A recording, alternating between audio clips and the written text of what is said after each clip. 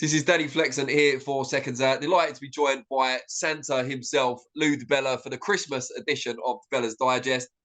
Cheers, my friend.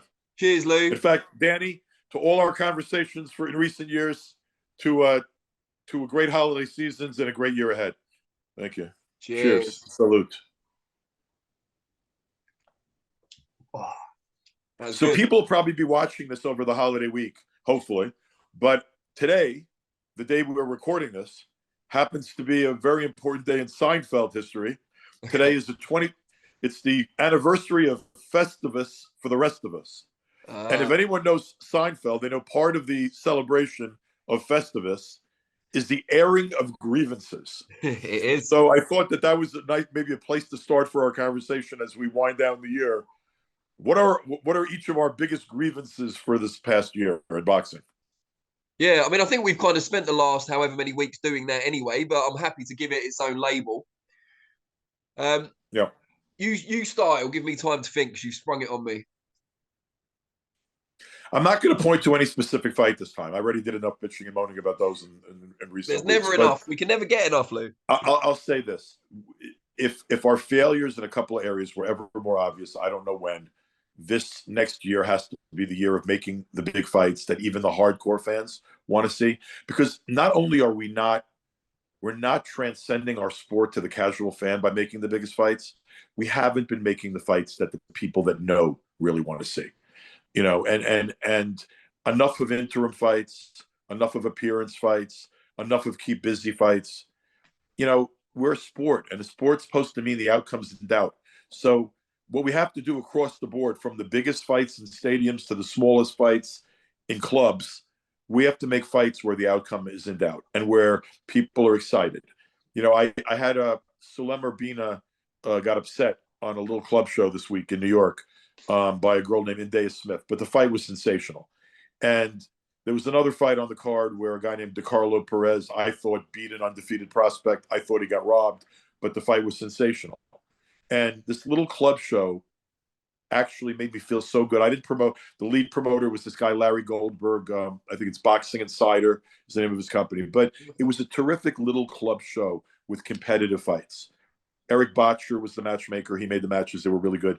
And I walked out of that show feeling better than I've walked out of most of the big shows, supposed big shows I've gone to in the last few years. So that's not okay. It's great that there was a great club show, but that has to be our overall sort of quality across the board. Most fights, yes, prospects have to be developed.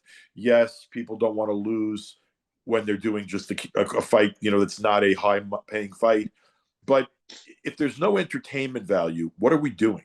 And why would you expect people to buy tickets or buy pay-per-view if they already know what's going to happen? So my grievance for the year is more just that I think we sort of as an industry looked like shit this year. And may we not look like, here's to not looking like shit next year. Cheers. Cheers.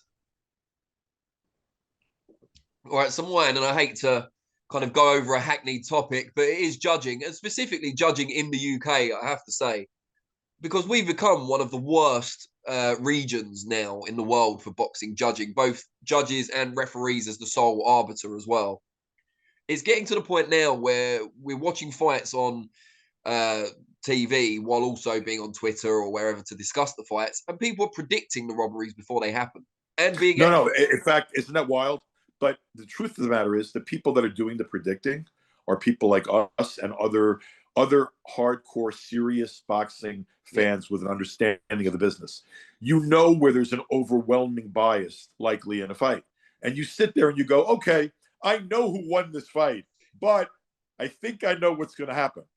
And that's terrible, man. It's terrible when it's happening that often. And you know what? Your perception that it's happening a bit more often in the UK right now is absolutely true. It's happening more often in the UK right now. And I'm not going to mention any names, but here's to a particular referee never working again. And he's not the only one that should be in that same situation. Cheers.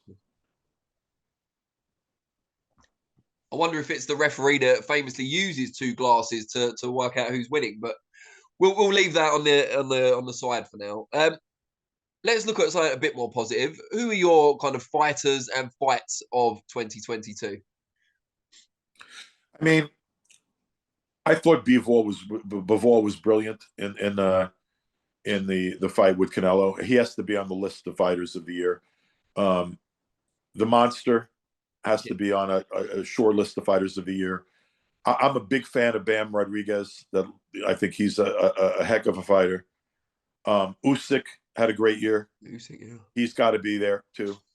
Um, that would probably be my list. I'm not like Stephen Fulton's a good little fighter. I think he came into his own this past year. I think we have some heavyweights on the rise. I think you're starting to get some clarity about who the next generation of heavyweights are going to be with guys like. I mean, you got a couple of young guys over in the UK that are going to, that are on that list. I think I want to see Joe Joyce get his shot. He impressed me this year. He had a great year. Jared Anderson and Jalal, that little crew of guys that coming out of that sort of last couple of amateur classes that have now hit the stage where they're between prospect and contender. I'm excited about them, and I thought that there's some really good signs for the future of the heavyweight division. No, it's not all been bleak, and I'll tell you this: the talent is there. Devin Haney, I mean, Devin Haney is now entered most people's top 10 pound for pound, I think, but he's got scary talent. Shakur Stevenson has scary talent. There are, I'm really looking forward, and I'm hoping that Davis's interim pay-per-view doesn't cockblock anything. But I'm really looking forward to Davis and Ryan Garcia. I think also the U.S. You guys have an excited fan base. We have a dead fan base. Our fan base is fucking dead, and not well. Dead's not fair. Our fan base has been lulled to sleep. Right? We still have a fan base.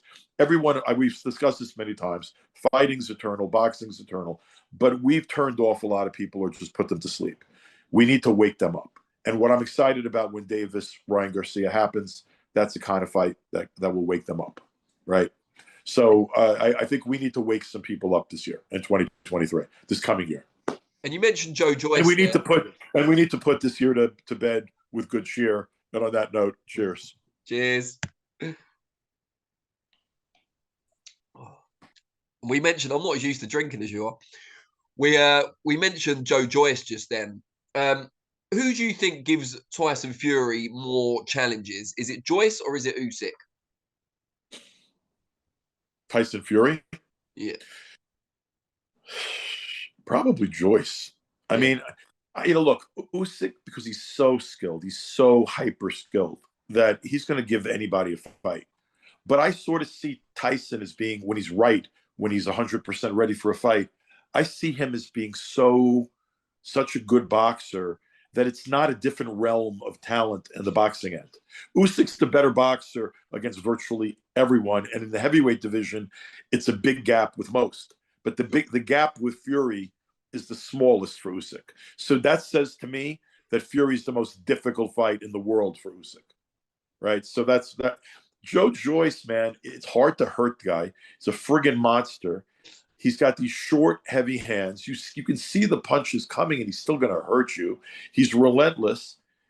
I mean, he reminds me of George Foreman, and I mean the second coming of George Foreman. Sure. And I consider that to be a great compliment, because the second coming of George Foreman was a great heavyweight, and I think that now, interestingly, I think, like, if you had said to me who gives it would have been a closer call if you said, because you said Usyk and not AJ. If you said who gives Fury a tougher fight, AJ or Joyce, I'd unequivocally say Joyce. And I would unequivocally make Joyce a favorite against AJ. In fact, I think Joyce would knock AJ out. Wow, bold prediction. I mean, they probably won't fight, but you would think, by the way, the way I spew about Big Joe, you would think I have something to do with him, but I don't. But I just am a fan, and I really like. He's an old school, physically strong, relentless heavyweight, and I love watching him. I think he's fun to watch. Would you have said that about Joshua like a year and a half, 2 years ago, when he was, before he'd lost to Usyk? Yeah, but I don't think he's. I just think I think that I'm much more entertained, honestly, by Joyce. But I think that that look, AJ's makes good fights even when he loses. I mean, AJ's not a fighter that you would say is hard to watch. He's a hell of a heavyweight. Hey, it's just I would like to see. I still want to see. Again, I'm going to close the year with this wish too. I want to see AJ fight Wilder in 2023. Well, fingers crossed that will happen. Yeah. Any other fights you particularly want to see next year? I mean, I'm tired of talking about Crawford and Spence, but I do want to see it. I would pay for it. Joyce against any of the top guys, Wilder against Fury. I'm a little bit excited about the heavyweight division right now. I want to. Stefan Shaw, my fighter, is going to be fighting Efe Jagba on January 14th. Oscar Rivas was going to be fighting Jagba, and Rivas has a detached retina, so they moved Shaw from the co-feature into the fight with Jagba. If Shaw wins that fight, I think he's going to be a major player next year in the division. I think maybe we're heading for an American versus American matchup eventually with Jared Anderson and Stefan Shaw. That excites me. I want to get Jalalov in the ring by May or June with a top 10 heavyweight. I think he's ready for that. I want to get him, pop him up with a couple of fights early next year, but by mid-year, I want him in against a top 10 guy.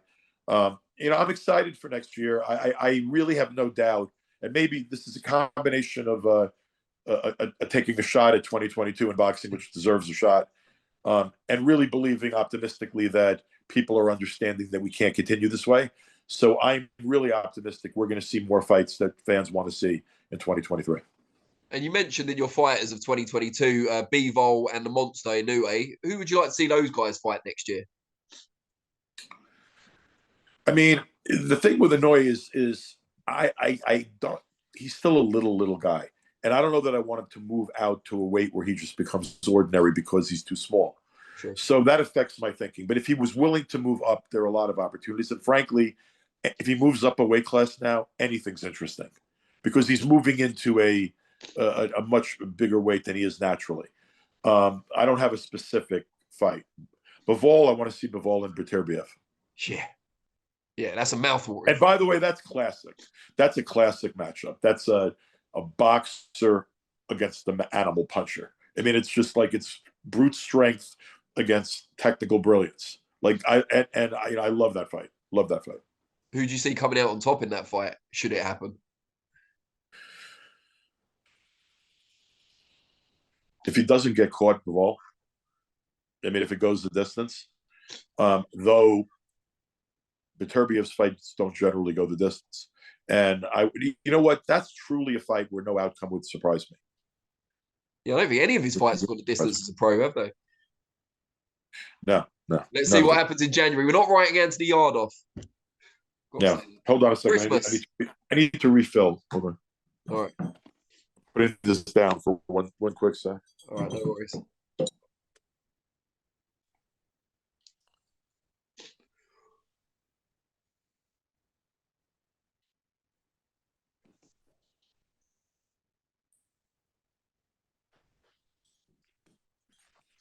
There we go. He's back. Cheers. Cheers once again. With a refill. Lovely. Salute. Yeah, I imagine yours cost a lot more than mine. Funnily enough. Just before I let you go, give us. I was discussing this with my friends yesterday. Is that since I've been more conscious about my weight now and I've lost a number of pounds and I'm trying to keep them off, I've cut down in the amount I'm drinking significantly. But since I'm drinking way less, I've improved the quality greatly. So at the moment, you're probably right because I've been drinking really good stuff lately. So you're probably still spending the same amount of money then, because one's made up for the other. Probably, but I'm at least if I'm not going with quantity, at least I'm going quality. Good stuff. Before I let you go, apart from the undeniable quality of your liquor, what does Christmas look like in the DiBella household? First of all, I'm like a large child when it comes to Christmas. It's my favorite time of year. I watch cartoons. My house has, we have multiple Christmas trees. I think there's one in the kitchen, one in the den, one in the living room. The dog's looking like an elf. I'm a little out of control with the holiday. I do a lot of Christmas shopping. I do a lot of gift giving to my staff and friends and neighbors and people. I just like the holidays. It's my favorite times. I mean, the DiBella family's East Coast, Italian. So Christmas Eve is the Feast of the Seven Fishes. In our house, it's more like the Feast of the 11 or 13 fishes, but it's like a gigantic fish dinner. We'll all go to my sister's house tomorrow, and the whole family will be there. And then Christmas Day, I have a big roast I'm making, a turkey, and I have the family coming over to my house for Christmas Day. But it really is this weekend. I'm really looking forward to. It is my favorite weekend of the year. So you're cooking Christmas dinner? Christmas Day, yes, we're cooking. Christmas Eve, and honestly, my sister got the way tougher job because the feast of all the fish is a lot of work, and your house winds up smelling like a fish market. So I got the easier. Swerve that one, yeah. Yes. Well, Lou, before I let you go, I just want to thank you for the year. I mean, obviously, it's not the first year we've done it, but it's always a pleasure. I really look forward to doing these. And many more in 2023. I'm looking forward to it. As am I, and many more. And I do enjoy these chats, Danny. And, Christmas Carol, the Dickens book, I read it every year. It's my favorite all-time Christmas story. And, to quote little Tiny Tim, God bless us, everyone. Everyone. Cheers.